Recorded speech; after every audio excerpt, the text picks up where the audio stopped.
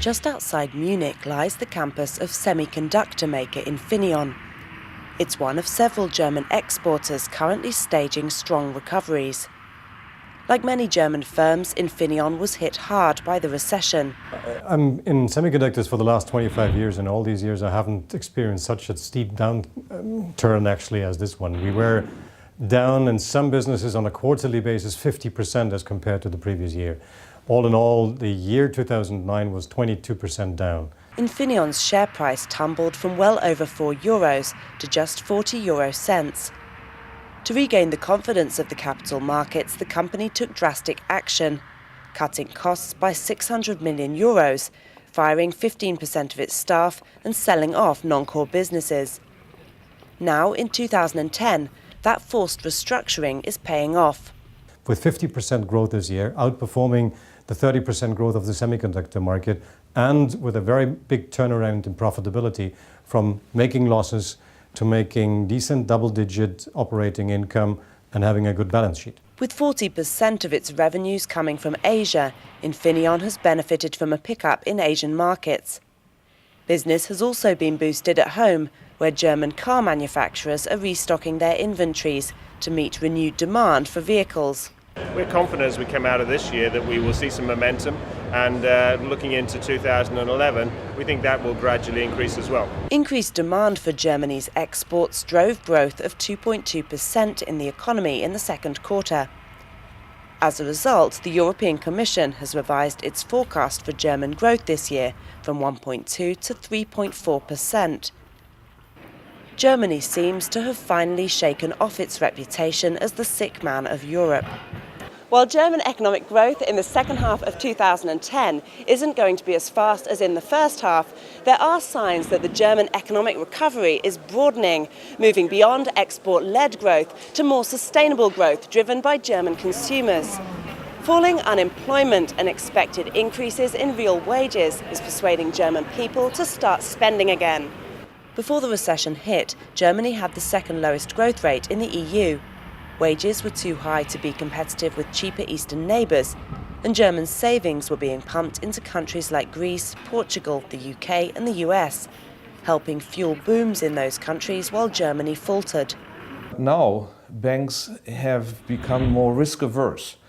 They don't dare to buy Greek government bonds. They don't dare to finance a Spanish builder or to buy structured investment projects from the United States. So where to put the money? They can buy gold, they can invest in natural resources, but the Chinese are already doing it and the prices are high. So they offer their money to the German investors. While Germany is on track to rack up the fastest growth rate in the Eurozone in 2010, in the EU as a whole, it's expected to be much smaller Sweden that records the fastest growth rate, with a 3.9% forecast. Sweden, like Germany, a largely export-driven economy, has experienced renewed demand for its products.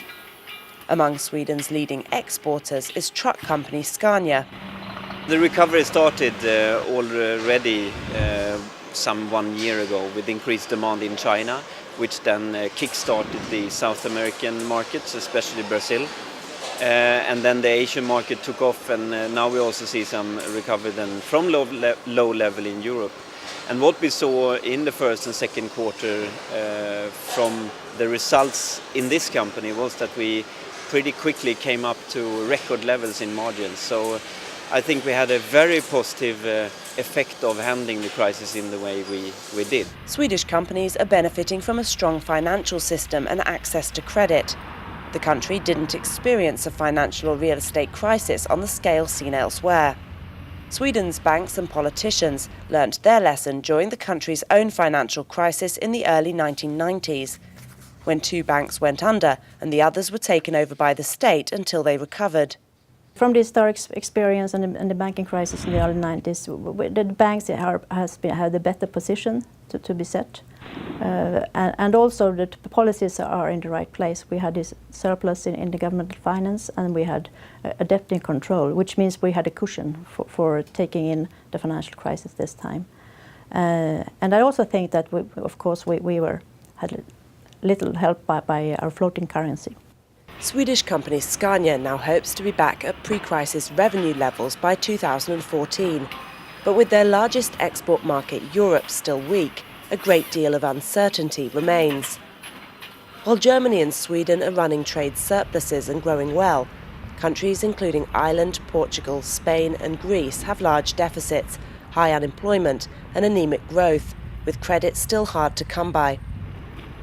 Europe may have navigated its way out of recession, but it remains to be seen whether it can stay afloat.